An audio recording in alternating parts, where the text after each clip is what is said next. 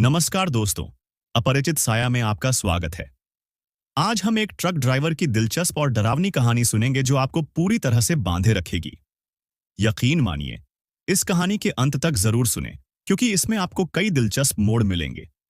अगर आपको वीडियो पसंद आए तो कृपया लाइक, कमेंट और हमारे चैनल को सब्सक्राइब करना न भूलें। चलिए शुरू करते हैं। यह उन लंबे सुनसान रास्तों में से एक था जहां खामोशी किसी भी बातचीत से ज्यादा जोर से चिल्लाती थी। हाईवे 22 रात के अंधेरे में खास तौर पर सुनसान रहने के लिए बदनाम था। लेकिन मेरे लिए, सुरेश, जो 20 साल से ट्रक चला रहा था, यह बस एक और रास्ता था। मैंने बारिश के तूफान, इतनी घनी धुंध कि उसे चाकू से काटा जा सके, और एक बार तो भूस्खलन से बाल बाल बचने जैसी स्थिति का सामना किया था। लेकिन उस रात जो हुआ, उसके लिए मैं तैयार नहीं था। मुझे बस साधारण सामान, घर का फर्नीचर, एक शहर तक पहुंचाना था जो लगभग 6 घंटे की दूरी पर था। यह एक सरल यात्रा होनी चाहिए थी। सामान लोड करो, चलो, उतारो और वापस आ जाओ। आसान पैसे, या कम से कम मैंने ऐसा सोचा था। पहले कुछ घंटे आराम से बीते। हाईवे शांत था, बस कभी कभी हवा की गूंज और मेरे ट्रक के इंजन की हल्की आवाज सुनाई देती थी। मेरे सामने बस सड़क की अंतहीन पट्टी दिखाई दे रही थी। मेरे हेडलाइट्स की मंद रोशनी मुश्किल से अंधेरे को हटाने में सक्षम थी। जब मैं आधे रास्ते पर पहुंचा तो मैंने एक छोटे से सड़क किनारे के ढाबे पर रुकने का फैसला किया, चाय पीने और थोड़ी देर आराम करने के लिए। ढाबा कई किलोमीटर तक जीवन का इकलौता संकेत था। एक छोटा सा झोंपड़ा जिसमें कुछ टेबल और छत से लटकता हुआ टिमटिमाता बल्ब था। मालिक, एक बूढ़ा आदमी जिसकी मुस्कान से दांत गायब थे, ने मुझे गर्मागर्म चाय और चपाती परोसी। हमने आम बातें की। उन्होंने रात की शांति के बारे में बताया और मैंने सहमति में सिर हिलाया। आज रात रास्ते पर सावधान रहना, बूढ़े आदमी ने कहा जब मैं जाने के लिए खड़ा हुआ। उसकी आवाज में कुछ था, शायद डर। मैं हंस पड़ा। मैंने सालों से ये सड़कें चलाई हैं चाचा, डरने वाली क्या बात है? वह हंसा नहीं। इसके बजाय वह और करीब आ गया। बातें हो रही हैं, अजीब चीजें हो रही हैं। कहते हैं कि सड़क श्रापित है। श्रापित? मैंने भौहें उठाते हुए दोहराया। कैसा श्राप? उसने अपना सिर हिलाया और कुछ बड़बड़ाया। तुम देखोगे, बस सावधान रहना। मैंने उसे हाथ हिलाया, काउंटर पर कुछ पैसे फेंके और वापस अपने ट्रक की ओर बढ़ गया। श्रापित सड़कें? क्या बकवास। मेरे पास अंधविश्वास के लिए समय नहीं था। मैं कुछ ही मिनटों में फिर से सड़क पर था। रात ठंडी हो गई थी और हवा जोर से चलने लगी थी जब मैं हाईवे 22 के इस सुनसान हिस्से से गुजरा। चाय ने मुझे गर्म कर दिया था, लेकिन मेरे मन में एक अजीब बेचैनी रह गई थी। लगभग 1 घंटे बाद जब मैं एक खास अंधेरे हिस्से से गुजर रहा था तो मैंने कुछ अजीब देखा। दूर सड़क के किनारे एक आकृति खड़ी थी, हाथ हिला रही थी। पहले तो मुझे लगा कि शायद कोई और ड्राइवर है जिसे मदद की जरूरत है, लेकिन जब मैं करीब पहुंचा तो मैंने देखा कि वह एक औरत थी। वह एक साधारण सफेद साड़ी पहने हुए थी। उसके लंबे बाल उसके कंधों पर बिखरे हुए थे। उसके चेहरे को मेरे ट्रक की हेडलाइट्स ने रोशन किया और वह पीला और थका हुआ लग रहा था, जैसे बीमार हो। उसके बारे में कुछ असामान्य था, लेकिन मैं उसे वहां अकेला नहीं छोड़ सकता था। अपने बेहतर विचारों के खिलाफ मैंने गाड़ी धीमी की और खिड़की नीचे की। क्या तुम्हें लिफ्ट चाहिए? मैंने पूछा। उसने कुछ नहीं कहा। उसने बस सिर हिलाया और यात्री की तरफ चलकर दरवाजा खोला और अंदर आ गई। जब उसने सीट पर जगह बनाई तो मैंने हवा में एक अजीब सी ठंडक महसूस की। हम कुछ मिनटों तक चुपचाप चलते रहे। वह औरत कुछ नहीं बोली और मैं और अधिक बेचैन होता गया। उसकी उपस्थिति से कुछ गलत महसूस हो रहा था। मैंने उसे अपनी नजर के कोने से देखा और तभी मैंने इसे देखा। Rearview mirror. उसकी परछाई उसमें नहीं थी। मैं जम गया। मेरा दिल तेजी से धड़कने लगा। हर एक इंस्टिंक्ट मुझे ट्रक रोकने और बाहर निकलने के लिए कह रहा था, लेकिन मैं नहीं कर सका। मेरे हाथ स्टीयरिंग व्हील पर जमे हुए थे और मेरा पैर एक्सेलरेटर पर जोर से दबा रहा था, जैसे कि जो कुछ भी मेरे बगल में बैठा था उससे भागने की कोशिश कर रहा हो। खामोशी बहुत भारी थी। मैं बोलना चाहता था, उससे पूछना चाहता था कि वह कौन है, लेकिन शब्द नहीं निकल रहे थे। ऐसा लग रहा था जैसे मेरे गले को सील कर दिया गया हो। अचानक उस औरत ने धीरे से कहा, क्या तुम श्रापित आईने के बारे में जानते हो? मैं लगभग अपनी जगह से उछल पड़ा। क्या? श्रापित आईना? उसने फिर से कहा। उसकी आंखें सीधी आगे की ओर देख रही थीं, बिना पलक झपकाए। ये वो चीजें दिखाता है जो वहां नहीं होती। ये छुपे हुए सत्य को प्रकट करता है। मैंने कड़ी निगलते हुए स्टीयरिंग व्हील को और जोर से पकड़ लिया। मुझे नहीं पता तुम किस बारे में बात कर रही हो। फिर उसने मेरी तरफ देखा और मेरी रीढ़ में एक ठंडी सनसनी दौड़ गई। उसकी आंखें खोखली, खाली थीं, जैसे कि उसकी आत्मा शरीर से बाहर खींच ली गई हो। तुम्हें जल्द ही पता चल जाएगा, उसने धीरे से कहा। उसकी आवाज में किसी अन्य दुनिया का गूंज था। इससे पहले कि मैं जवाब दे पाता, एक जोरदार धमाका हुआ। ट्रक जोर से हिल गया और मैंने नियंत्रण वापस पाने के लिए संघर्ष किया। मेरा दिल तेजी से धड़क रहा था जब मैंने ब्रेक पर जोर दिया, ट्रक को सड़क के किनारे रोक दिया। हाँफते हुए मैंने यात्री सीट की ओर देखा। वह औरत गायब थी। मैं कुछ देर तक हैरानी में बैठा रहा। जो कुछ हुआ उसे समझने की कोशिश कर रहा था।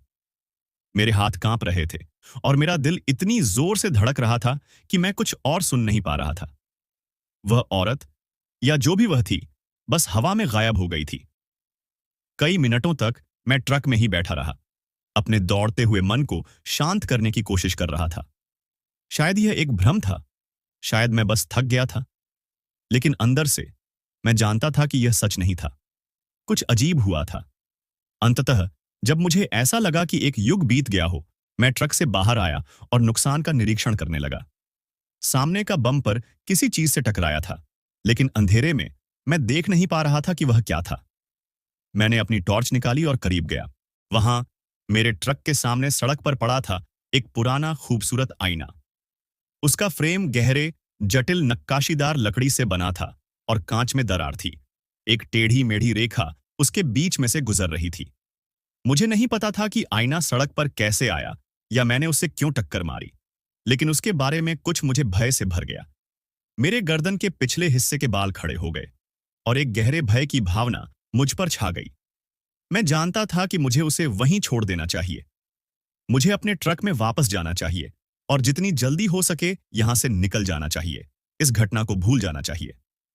लेकिन कुछ मुझे उसे उठाने के लिए मजबूर कर रहा था। शायद यह जिज्ञासा थी या शायद कुछ और, लेकिन इससे पहले कि मैं जानता, मैंने आईना अपने हाथों में उठा लिया था। जैसे ही मैंने उसे छुआ, एक ठंडा जलता हुआ दर्द मेरी उंगलियों से गुजर गया, जैसे कि आईना मुझे जला रहा हो। मैंने उसे गिरा दिया। मेरा दिल तेजी से धड़कने लगा। यह क्या था? मैंने बड़बड़ाते हुए कहा, अपना हाथ हिलाते हुए। लेकिन दर्द के बावजूद मैं आईने को वहीं छोड़ नहीं पाया। ऐसा लग रहा था जैसे कि आईना मुझ पर पकड़ बना चुका था। एक अदृश्य शक्ति मुझे उसकी तरफ खींच रही थी। अनिच्छा से मैंने उसे फिर से उठाया, ध्यान रखते हुए कि कांच को ना छूं, और उसे वापस ट्रक में ले आया। जैसे ही मैं ड्राइवर की सीट पर वापस चढ़ा, मैंने उस आईने को पैसेंजर सीट पर रखा, उसका टूटा हुआ कांच मुझसे दूर रखा। पता नहीं क्यों, लेकिन मैं उसमें देखने की हिम्मत नहीं जुटा पा रहा था। बाकी की यात्रा धुंधली सी हो गई। मेरे दिमाग में उस औरत, श्रापित आईने और उसके द्वारा दी गई अजीब चेतावनी के विचार दौड़ रहे थे। उसका क्या मतलब था? वह कौन सी सच्चाई थी जिसे आईना दिखाने वाला था? जब तक मैं अपनी मंजिल पर पहुंचा, तब तक सुबह हो चुकी थी। शहर शांत था और मैंने जल्दी से फर्नीचर उतार दिया, इस काम को पूरा करने और हाईवे 22 से जितनी जल्दी हो सके दूर जाने की कोशिश कर रहा था। लेकिन जैसे ही मैं वापस ट्रक में चढ़ने वाला था, कुछ अजीब हुआ। जैसे ही मैंने ट्रक की ओर मुड़कर देखा, मेरी नजरें कोने से कुछ पकड़ में आईं। आईना, जिसे मैंने पैसेंजर सीट पर रखा था, हल्के भयानक प्रकाश में चमक रहा था, जो टूटी हुई कांच से निकल रहा था। मैंने उसकी ओर देखा। मेरा दिल तेजी से धड़कने लगा। वह प्रकाश और तेज हो गया और एक पल के लिए मुझे लगा कि मैंने प्रतिबिंब में कुछ देखा, एक चेहरा विकृत और भयानक जो मुझे घूर रहा था। मैंने पलकें झपकाईं और वह छवि गायब हो गई। रोशनी मध्यम हो गई और आईना फिर से अपनी सामान्य टूटी हुई स्थिति में वापस आ गया। मुझे यह एहसास हो रहा था कि कुछ भयानक होने वाला है। अगले कुछ दिन नींद रहित रातों और अजीब घटनाओं से भरे रहे। जब भी मैं अपनी आंखें बंद करता, मुझे वह दिखाई देती। सफेद साड़ी पहने वह औरत, उसकी खाली आंखें मेरी आत्मा में घूर रही थीं। वह श्रापित आईना अब मेरे घर में था, मेरी बेडरूम की दीवार के सहारे लगा हुआ। मुझे पता था कि मुझे इसे फेंक देना चाहिए था, लेकिन मैं ऐसा नहीं कर पाया।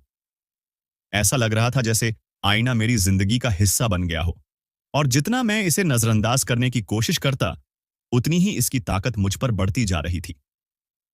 शुरुआत में यह छोटी छोटी चीजें थीं। रात के सन्नाटे में मुझे फुसफुसाहट सुनाई देती, जैसे कोई दूर से मेरा नाम पुकार रहा हो। चीजें अपने आप हिलने लगतीं।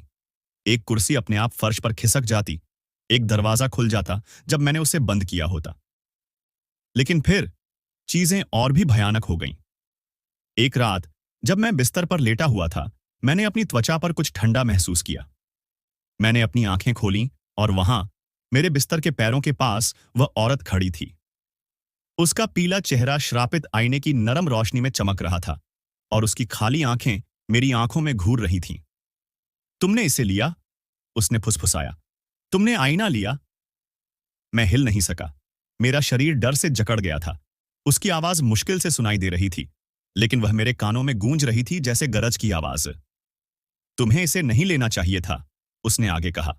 उसकी आवाज धीमी लेकिन क्रोध से भरी हुई थी। यह मरे हुए लोगों का है। कमरा और भी ठंडा हो गया। हवा में डर का एक गहरा एहसास था। उसके पीछे रखा हुआ श्रापित आईना एक अजीब सी रोशनी में धड़क रहा था, जो दीवारों पर डरावने साए बना रहा था। मैं चीखना चाहता था, उसे जाने के लिए कहना चाहता था, लेकिन मेरा गला सूख गया था और कोई आवाज नहीं निकली। अचानक वह और पास आई। उसका चेहरा मेरे चेहरे से कुछ ही इंच की दूरी पर था। उसकी सांसें बर्फ जैसी ठंडी थीं और मैं सड़े हुए मांस की दुर्गंध महसूस कर सकता था। उसके होंठ एक भयानक मुस्कान में मुड़ गए। अब तुम पर निशान है। आईने ने तुम्हें चुन लिया है। मैं दूर हटने की कोशिश कर रहा था, लेकिन मेरा शरीर जवाब नहीं दे रहा था। उसने अपनी कंकाल जैसी हाथ बढ़ाई। उसकी उंगलियां मेरे माथे को छू रही थीं। जिस पल उसने मुझे छुआ, मुझे तेज जलन महसूस हुई, जैसे मेरी त्वचा अंदर से जल रही हो। मेरी दृष्टि धुंधली हो गई और एक पल के लिए मुझे लगा कि मैं बेहोश हो जाऊंगा। तुम इससे कभी बच नहीं सकते, उसने फुसफुसाया। तुम कभी आजाद नहीं हो सकते। और फिर जैसे वह आई थी, वैसे ही अचानक गायब हो गई। मैं हांफता हुआ सांस लेने लगा। मेरा शरीर आखिरकार उस अदृश्य पकड़ से आजाद हो गया जिसने मुझे जकड़ रखा था। मैं बिस्तर पर उठ बैठा, पसीने से लथपथ। मेरा दिल तेजी से धड़क रहा था। अब कमरा शांत था, लेकिन आईने की उपस्थिति दम घोंटने वाली थी। मैं उसकी ताकत, उसकी बुरी ऊर्जा को महसूस कर सकता था, जो मुझे देख रही थी। मुझे इसे फेंकना ही होगा।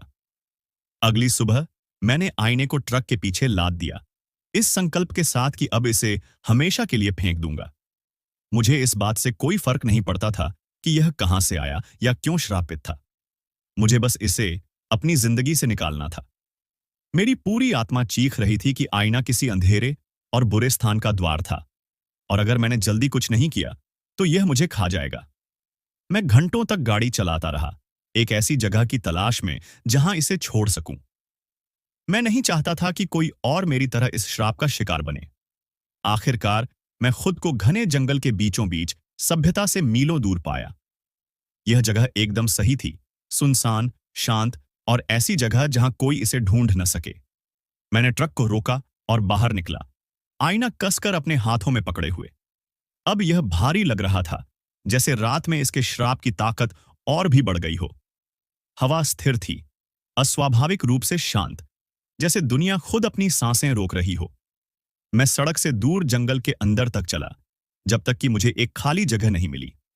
आसपास के पेड़ ऐसे लग रहे थे जैसे वे मुझ पर झुक रहे हों। उनकी शाखाएं मुड़ी और मरोड़ खा रही थीं, जैसे प्राचीन आत्माओं के हाथ। मेरे हाथों में आईना हल्के हल्के गूंजने लगा, एक धीमी, लगभग न सुनाई देने वाली कंपन जिसने मेरी रीढ़ में ठंडक भर दी। गहरी सांस लेते हुए मैंने आईने को जमीन पर रखा और पीछे हट गया। मेरा दिल तेजी से धड़क रहा था। यही वह जगह थी, यही वह स्थान था जहां मैं इसे छोड़ दूंगा। लेकिन जैसे ही मैं जाने के लिए मुड़ा, मुझे एक आवाज सुनाई दी, तुम मुझे छोड़ नहीं सकते। मैं जम गया, मेरा खून ठंडा हो गया। यह उसकी आवाज थी, सड़क पर मिली उस औरत की। मैंने घूमकर देखा, लेकिन वहां कोई नहीं था, केवल आईना जिसका टूटा हुआ सतह धुंधली रोशनी में चमक रहा था। अब तुम मेरे हो, आवाज ने फुसफुसाया, पेड़ों के बीच गूंजते हुए। तुमने आईना लिया, अब तुम श्राप के वाहक हो। मेरे अंदर डर की लहर दौड़ गई। मुझे इसे नष्ट करना ही होगा। मैंने एक बड़ा पत्थर उठाया और आईने की ओर भागा। पत्थर को अपने सिर के ऊपर उठाया, लेकिन जैसे ही मैंने उसे नीचे गिराया, कुछ ने मुझे रोक लिया। एक अदृश्य शक्ति ने मुझे गिरा दिया। मैं जोर से जमीन पर गिरा और पत्थर मेरे हाथों से छूट गया। आईना वैसे का वैसा ही था, बिना किसी खरोंच के। मैं घबराहट में खड़ा हो गया। मेरा दिल तेजी से धड़क रहा था। चाहे मैं कितनी भी कोशिश करूं, मैं इसे तोड़ नहीं सकता था। आईना अटूट था और इसका श्राप मुझसे जुड़ा हुआ था। मैं फंस चुका था। हताशा में मैंने आईने को उठाया और जंगल में फेंक दिया, यह देखते हुए कि वह झाड़ियों के बीच गायब हो गया। लेकिन जैसे ही मैंने जाने के लिए मुझे एक बहुत ही हल्की आवाज सुनाई दी, हवा में बहे जाने वाला एक फुसफुसाहट। तुम भाग नहीं सकते। अगले कुछ दिन डर और भ्रम में बीते। चाहे मैं कहीं भी जाऊं, चाहे मैं कितनी भी दूर चला जाऊं, मुझे श्रापित आईने की उपस्थिति महसूस होती रही। यह हर कदम पर मुझे सताता रहा, जैसे अंधेरा बादल जो मुझ पर मंडरा रहा हो। वह औरत हर रात मेरे सामने आती रही। उसकी ठंडी मरी हुई आंखें मेरी आत्मा में घूर रही थीं। तुम इससे बच नहीं सकते, वह फुसफुसाती। आईना सब कुछ देखता है, आईना सब कुछ जानता है। मैंने श्राप को तोड़ने के लिए सब कुछ आजमाया। मैंने पुजारियों, संतों, किसी भी व्यक्ति से मदद मांगी जो कोई राहत दे सके, लेकिन कोई मेरी मदद नहीं कर सका। श्राप बहुत मजबूत था, बहुत पुराना था। हर रात मैं पसीने में डूबा हुआ बिस्तर पर लेटा रहता, उस अटल पल का इंतजार करता जब वह औरत मेरे बिस्तर के पैरों के पास दिखाई देती। उसकी खाली आंखें मेरी ओर घूरतीं और हर रात वह मुझे मेरे भाग्य की याद दिलाती। तुम आईने के हो। मैं धीरे धीरे अपनी वास्तविकता से अपना संबंध खोने लगा था। वह श्रापित आईना मेरी जिंदगी पर कब्जा कर चुका था। मेरे विचारों, मेरे सपनों, मेरी पूरी अस्तित्व को खा चुका था। मैंने गाड़ी चलाना बंद कर दिया, घर से बाहर जाना बंद कर दिया। बाहर की दुनिया अब एक दूर की याद बन चुकी थी, एक ऐसी जगह जहां मैं अब नहीं था। एक रात जब मैं बिस्तर पर लेटा हुआ था, मैंने एक आवाज सुनी, एक धीमी, लयबद्ध दस्तक। मैं उठ बैठा। मेरा दिल तेजी से धड़कने लगा। वह दस्तक और तेज हो गई, तब तक कि वह सब कुछ जो मैं सुन सकता था, बस वही आवाज थी। मैंने कमरे के चारों ओर देखा, उस शोर के स्रोत को ढूंढने की कोशिश की, और फिर मैंने उसे देखा। आईना, वह वापस आ गया था। मेरे कमरे के कोने में दीवार के सहारे टिका हुआ, उसकी टूटी हुई सतह मंद रोशनी में चमक रही थी। जब मैंने यह देखा तो मेरा खून ठंडा हो गया। श्राप पूरा हो चुका था। अब मैं इससे लड़ नहीं सकता था। आईने ने मुझे अपना लिया था और अब कोई बचने का रास्ता नहीं था। मैं धीरे धीरे उसकी ओर चल पड़ा। मेरा शरीर अपने आप चल रहा था। दस्तक और तेज हो गई, मेरे कानों में ढोल की तरह गूंजने लगी। जब मैं आईने के पास पहुंचा तो मैंने अपनी परछाई देखी, लेकिन वह मैं नहीं था। वह वही औरत थी, सफेद साड़ी पहने हुए। उसकी खाली आंखें मुझ पर घूर रही थीं। उसके होंठों पर एक निर्दयी मुस्कान थी। अब तुम मेरे हो, उसने फुसफुसाया। मैंने चीखने के लिए अपना मुंह खोला, लेकिन कोई आवाज नहीं निकली। मेरे चारों ओर की दुनिया फीकी पड़ने लगी, अंधकार में समा गई, और फिर केवल सन्नाटा रह गया। मुझे नहीं पता कि मैं यहां आईने के अंदर कितने समय से फंसा हुआ हूं। दिन, महीने, शायद साल भी। इस जगह में समय का कोई अस्तित्व नहीं है। मुझे केवल अंतहीन अंधकार, ठंड और उन आवाजों का पता है जो इस खालीपन में फुसफुसाती हैं। मैं अब सुरेश नहीं हूं। मैं कुछ और बन चुका हूं, कुछ विकृत और टूटा हुआ।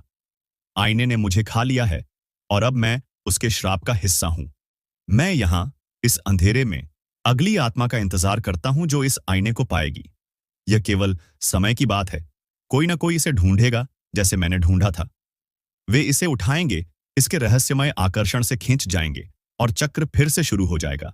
और जब वे ऐसा करेंगे, मैं उनका इंतजार करूंगा, क्योंकि अब मैं श्राप हूं, मैं परछाई हूं और मैं कभी आजाद नहीं हो पाऊंगा। आपका साथ देने के लिए दिल से धन्यवाद। अगर वीडियो पसंद आया हो तो लाइक और सब्सक्राइब जरूर करें, ताकि अगली रोमांचक कहानी आप मिस न करें। आपके सुझाव और प्रतिक्रियाओं का इंतजार रहेगा। अगले वीडियो में फिर मिलते हैं।